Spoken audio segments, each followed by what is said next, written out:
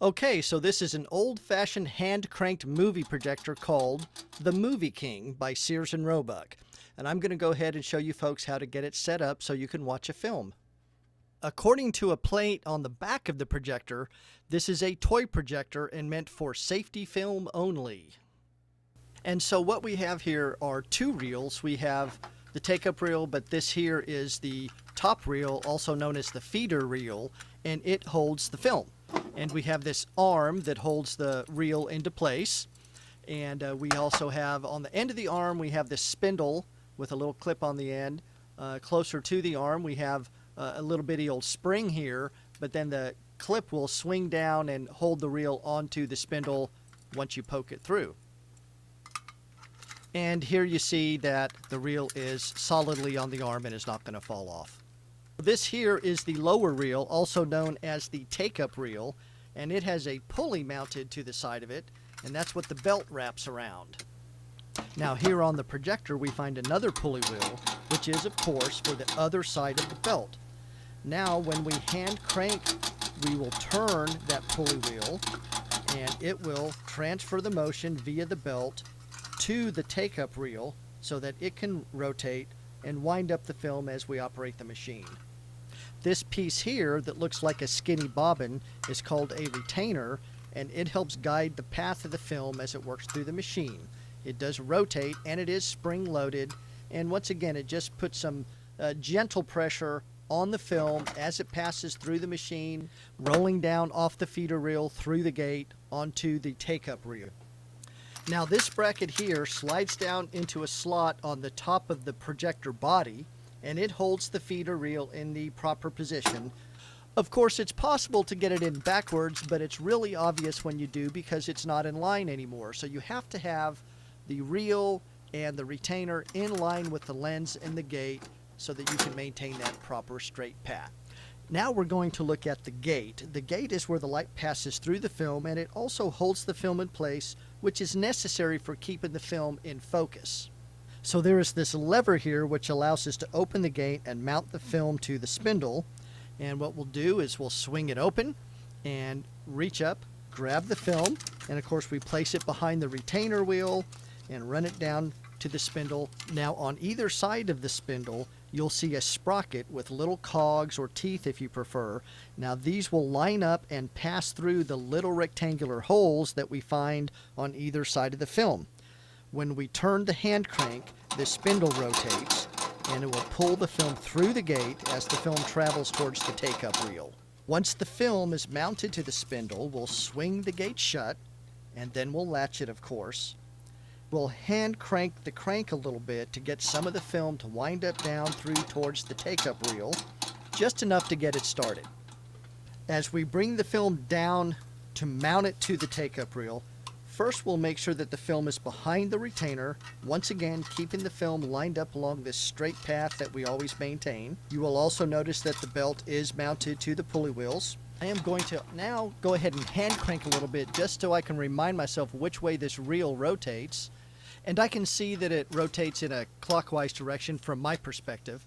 So I'm going to take the film and I'm going to put it in these little slots at the bottom of the film reel. So there's a couple little slots that allow us to, slide the film into it. The film reel then grabs the film, creates a little bit of friction so that we can, wind the film up on the reel. And now I'll give it a couple of cranks just to get it started a little bit.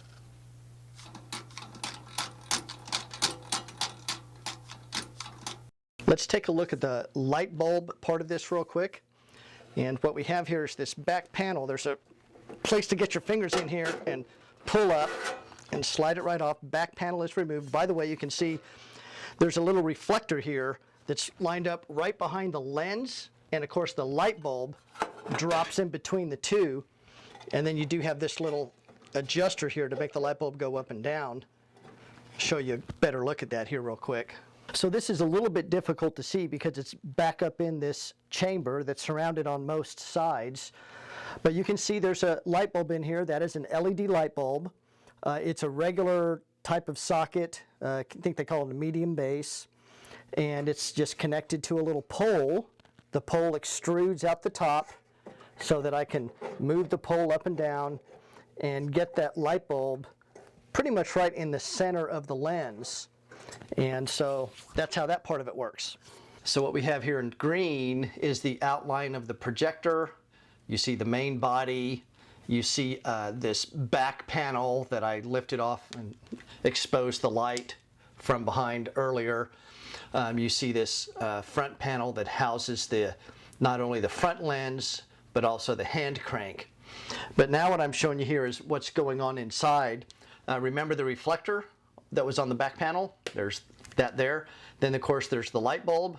Then there was this bar that goes up through the middle, and we can turn this adjuster up here to loosen and then tighten that bar so we can bring that light bulb right in line with the path of the light. But then here's the inner lens, which was really hard to see before. So this inner lens is just meant to gather up all the light and push it on through to the front lens, is what I'll call it, or the projection lens or the focusing lens. I don't know the exact name of it. And so, by the way, the red here represents the path of the film. Comes down through the gate, is right about here, and then goes over that sprocket mechanism, and then you can see the hand crank here that cranks and pulls it through. And then here in black is the light, which is about opposite as what it should be, but maybe that's an easier way to remember it. But you know, all the light that comes from that bulb, it shoots on through, and then the reflector is here, so any light that comes off the back of the bulb is hopefully, as much as possible, reflected back on through here, just to make it a little bit more efficient. You'll also notice that I'm using a makeshift screen, and that's because, as I mentioned earlier, this is considered a toy projector. Even though it's very sturdy, it looks like it's sort of the real deal. It is not apparently set up to really project a long distance and a big image. So I just took some plain white paper, taped it to a music stand, and it's sitting just maybe 18 inches in front of the lens. And it's still a pretty darn small image, but it's, you know, it works. So another adjustment to be made is this little lever here. And so what you have here is back in the gate area, there's a flat piece of metal with a rectangular opening the same size as one of these frames. And in order to make sure you just have one whole frame being passed through at a time, if you don't get that right, then what happens is you'll see maybe the top half of one frame and then the bottom half of the next frame that's coming through. So the next thing to do is to get it in focus. You can see that it is right now a little bit out of focus. And so what I do is I grab this lens and I just move it in and out. So with this is pretty simple. This lens here just slides forward or backwards. I actually spin it as I move it forward and backwards so I can control it more easily. So now let's go ahead and crank it and see what we got.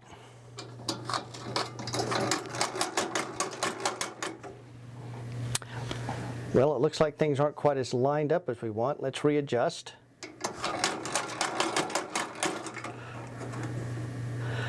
Seems to be getting out of whack, doesn't it?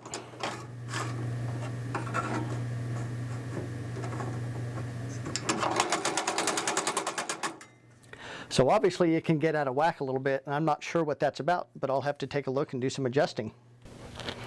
Okay, so I think I have it. Let's give it a whirl.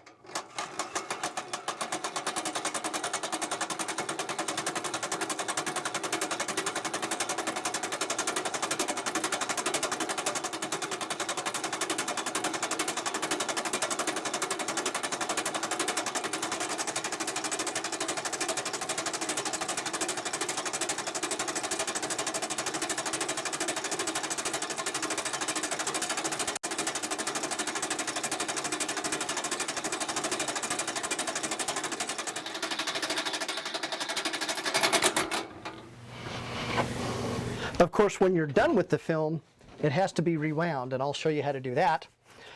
And what I'll do first of all is, you don't have to run it back through, because I'm just going to do this by hand. I am going to open this gate just to get this lens out of the way. Notice none of this is hot, by the way, because this is an LED bulb, but you notice I did lose a chunk of film as it was going through. That was a little piece of the end of the roll of film. And these films are old and they're kind of fragile, so it happens. Got to be careful. Anyhow, just gonna start winding it and kind of wind it all back. That way it's ready to go for the next time. Okay, so thanks for watching. Please leave a comment. I'm sure there's many of you that have a lot more experience as a projectionist and probably have a lot of good useful tips and information to share, so please do so. Thanks.